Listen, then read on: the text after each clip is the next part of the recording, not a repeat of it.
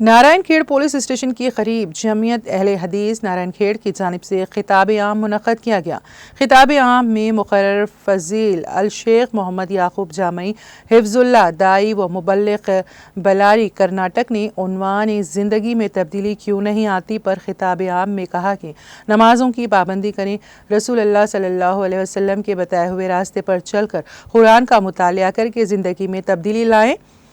اس عنوان پر مکمل بیان کیا گیا۔ اسی طرح مقرر برادر سراج الرحمان فاؤنڈر و صدر پی ایم ایف حیدرآباد بعنوان فرقہ وارانہ ہم آہنگی پر تیلگو زبان میں خطاب کرتے ہوئے کہا کہ مذہب نہیں سکھاتا آپس میں بیر رکھنا، اسلام کے معنی شانتی کے ہیں، فرقہ وارانہ سے بچیں، ان عنوان پر مکمل بیان کیا۔ خطاب عام کا آغاز شیخ حافظ نثار احمد عمری